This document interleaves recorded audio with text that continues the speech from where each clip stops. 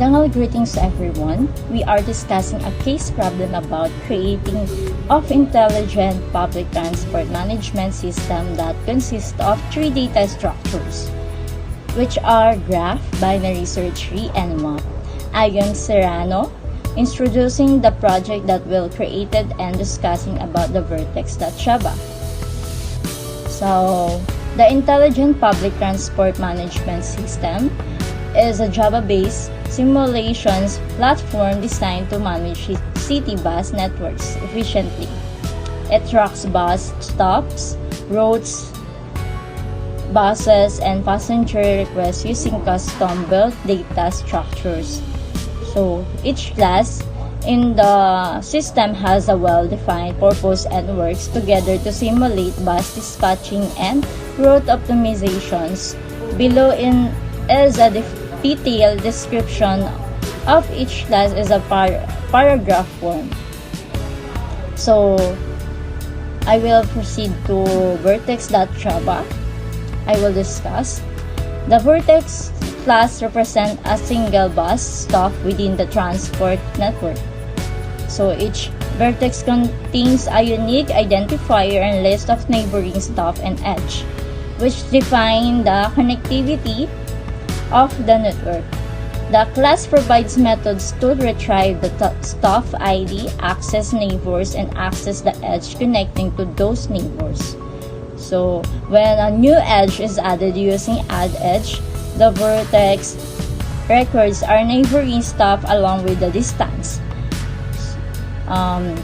effectively and establishing the route between two bus stops.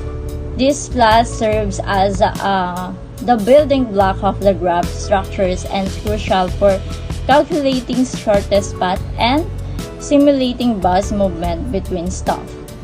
And for the next Java class, which is the list.java, that will be discussed by Bartolome. Greetings everyone, I'm Matthew Virgin Bartolome Jr. discussing about list.java. The list class is a custom dynamic array used to store collections of objects such as vertices, edges, or passengers. It maintains an internal array and tracks the number of elements. The add method inserts new elements, expanding the array when necessary, while get retrieves elements by index and getSize returns the current number of stored objects. This class is a simplified version of a list and is used throughout the system to maintain ordered collections, ensuring that vertices, edges, and other objects can be stored, accessed, and iterated efficiently. And for the next Java class, which is edge.java, that will be discussed by Mr. Belches.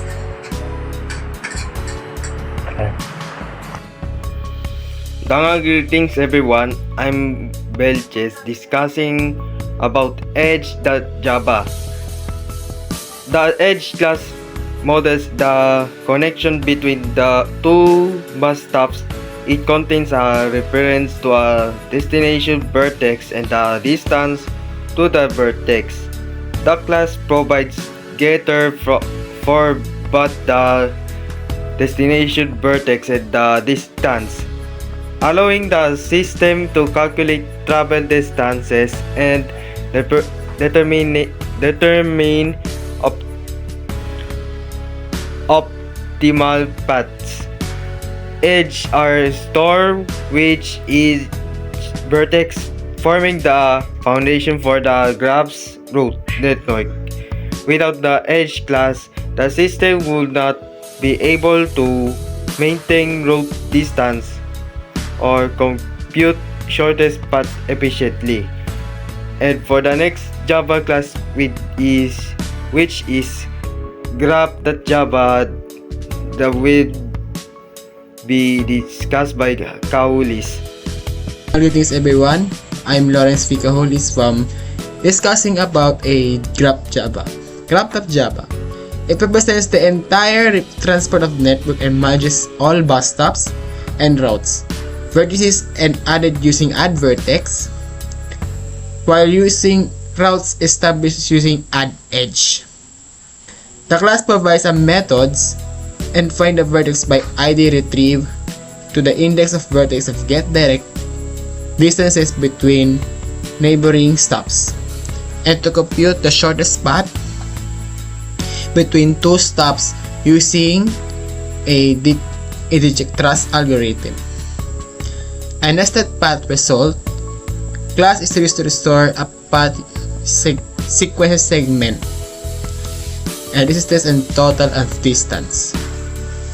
The graph also had a display graph method to visualize network. Overall, the graph is responsible for modeling the route network and enabling the route calculations for buses. And for the next Java class, which is Node.java, that will be discussed by Corsanes. Dangal greetings everyone, I'm Corsanes discussing about Node.java. The Node class is a component of the binary search tree used to manage passenger requests. Each node contains a passenger object and a reference to left and right child nodes. The class provides getters and setters for the passenger data and child nodes. Node objects are used internally by the binary search tree to maintain a structure where more urgent requests can be quickly accessed and processed, ensuring that the system prioritizes critical passenger first. And for the next Java class, which is Passenger.java, that will be discussed by Duga. Greetings everyone, I am Duga and I'm about to discuss Passenger.java. Passenger.java. The passenger class represents an individual requesting transport. It contains the passenger's name, pickup and destination stops, and an urgency level ranging from 1 to 10. Getter methods provide access to each of these attributes. Passenger objects are inserted into a binary search tree to maintain an urgency-based priority queue. The class encapsulates all necessary information for planning routes, assigning buses, and managing the order of passenger requests in the system. And for the next Java class, which is Bus.java, that will be discussed by Mr. Gabi. Dangal greetings everyone, I'm Cedric Gabi discussing about Bus.java. The bus class represents a bus in the fleet, storing its ID, current location, and availability status. Methods allow retrieving and updating the bus location and availability. Each bus object tracks its current stop and whether it can be dispatched to a passenger request. The bus class is central to the simulation because it interacts with the graph to determine shortest routes. Update availability. After completing trips and keeps track of fleet operation. And wait for the next Java class, which is Binary Search Tree Java, that will be discussed by Hamulin. Dangal greetings everyone, I'm Hamulin discussing about Binary Search Tree.java. The Binary Search Tree class organizes passengers according to their urgency. The tree's root node holds the highest priority passenger, and nodes are inserted recursively to maintain urgency order. Methods such as insert allow new passengers to be added. Pick highest retrieve the passenger with the highest urgency without removing it, and poll highest removes and returns the highest priority passenger. The isEmpty method checks if there are any remaining requests. This class ensures that urgent requests are efficiently prioritized and processed in the simulation. And for the next Java class, which is CustomMap.java, that will be discussed by Onda.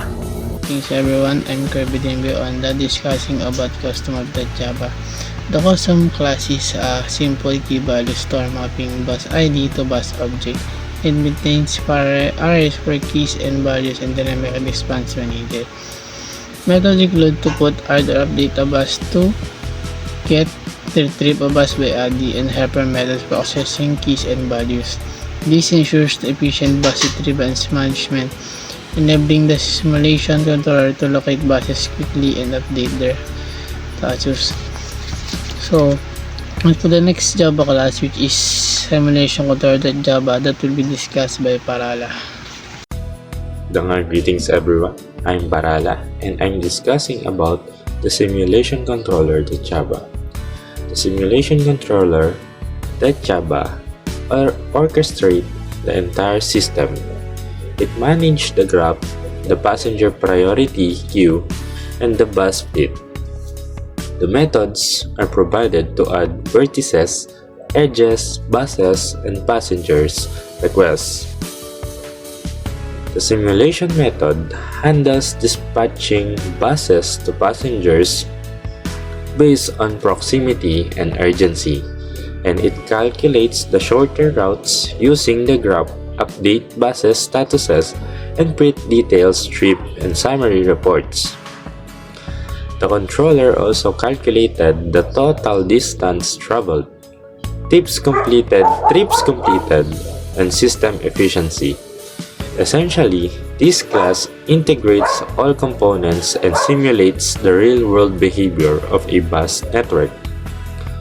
And for the next Java class, which is the main.java, that will be discussed by Bartolome. Dangal greetings everyone. I'm here again discuss about main.java. The main class serves as the entry point for the application. It interacts with the user to gather input for bus stops, routes, buses, and passenger requests, validating each input for correctness. The collected data is then fed into the simulation controller, which manages the simulation. Main also displays routes in a readable format and triggers the simulation, ensuring that passengers are served according to urgency and buses follow optimized paths. This class connects the user interface to the back-end logic, making it the starting point of the intelligent public transport system. And for the next is for the conclusion, which will be discussed by Ms. Serrano. Dangal greetings again everyone. I am Serrano. Here is the conclusion of whole our system. In a summary, the IPTMS is a modular system where each class has a specific responsibility. The graph, vertex, and edge classes define the networks. Passenger, node, and binary search tree manage requests. Bus and custom map handle fleet operation, and simulation controller integrates all components to simulate real-world operations. The main class interfaces with the user, collecting data and executing the simulation. Together, these classes provide a robust framework, the simulating intelligent bus dispatch and route management. So, these are full conclusion. Our system. So, thank you for listening. Explaining to our system.